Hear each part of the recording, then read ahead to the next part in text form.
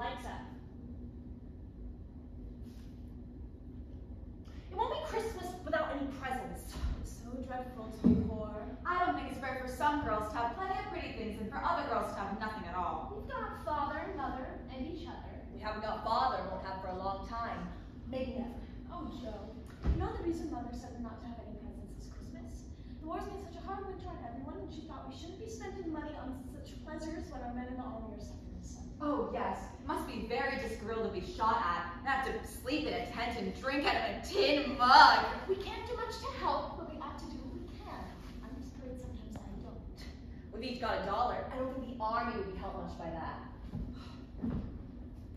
I agree not to expect anything from you or Marnie, but I'd at least like to buy something for myself. I've wanted Undine and Sintram for ever so long. Well, Josephine, you are impossible!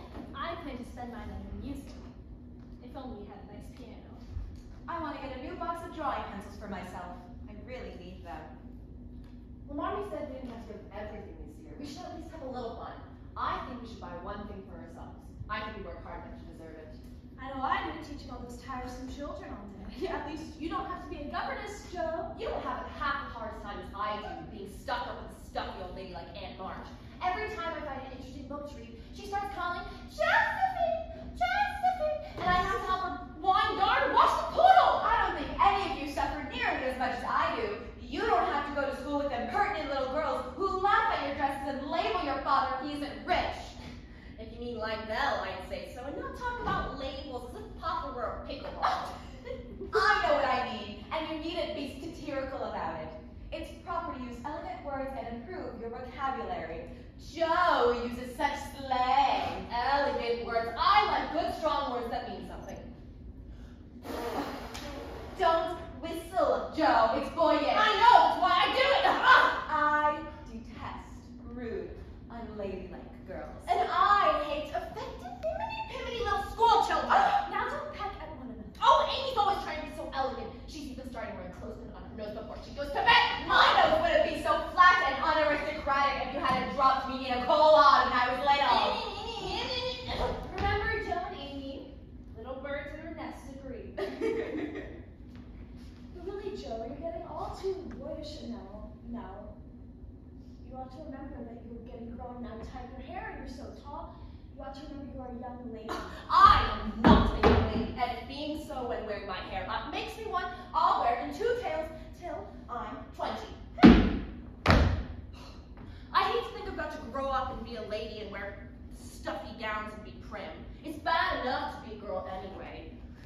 I wish I were a boy and could go fight with Papa in the war, instead of being stuck up like a pokey old woman. But, Joe, father was a chaplain of sergeant and chaplains don't fight. They don't suck either!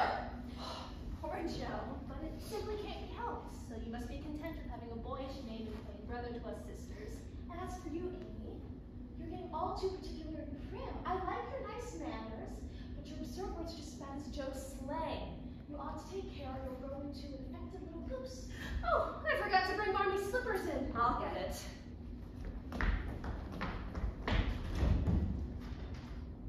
Oh, look, Laurie's out there riding his new pony.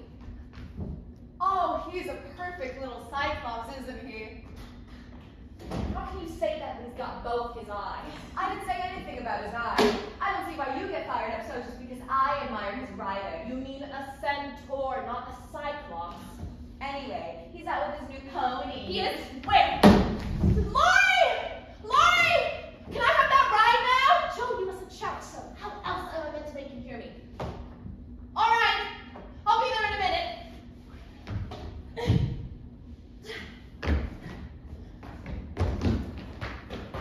Be right back, Meg! Well, that Joe is certainly precipitous. I hope she doesn't catch cold, going out without her shawl and bonnet. What would Margaret say? Don't scold her, Meg. You know how Joe's been looking forward to riding the pony. Even people who ride horses usually leave the house by the door. I declare, it was a sad day for Josephine's manners when the Lawrences came to move next door. You know you're just as glad as anyone when the Lawrences moved into that huge old house.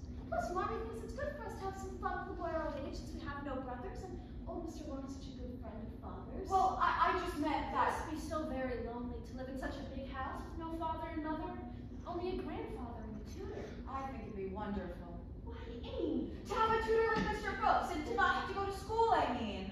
Mr. Brooks is old. He must be 25 at least. He's very dignified. And 25 isn't so very old. I mean, Laurie's only Joe's age. Well, I don't care. You needn't have criticized me so. I didn't mean it was a really sad day when the Lawrences came to move next door, but even neighbors need to go flying out the window at each other. Bye, Laurie. Thanks very much.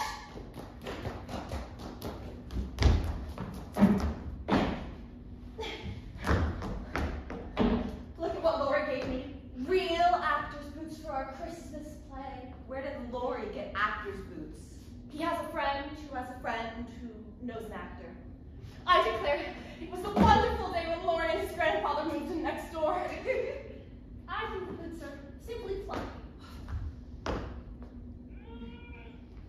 You should exert a more Herculean effort, Joe. Well, you needn't be rude about it. Even if I did make a mistake, it was only a lapse of lingy, as Mr. Davis says at school. I only wish I had some of the money Laurie spent buying that horse. Why? What would you do with it? Oh, I'm dreadfully in debt. In debt, what do you mean? I have at least a dozen pickled lines. How is that? It's a debt of honor. I should pay them back next month when the new term begins, but I can't until I have any money, for Marmee forbade my charging anything at the store. It's quite dreadful. Pickled limes and passion. Oh, yes, everyone buys them. They eat them during school time and trade them off for pencils and beaded rings at recess.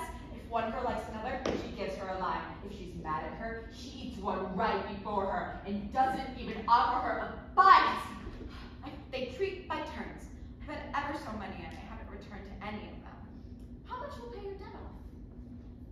Well, a quarter to?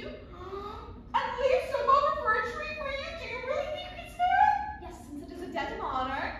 Thank you ever so much! I wish it were as easy to buy Marmee slippers. These are dreadfully worn out. I think I'll buy her some with my dollar. No, I shall. I'm the eldest, I ought to.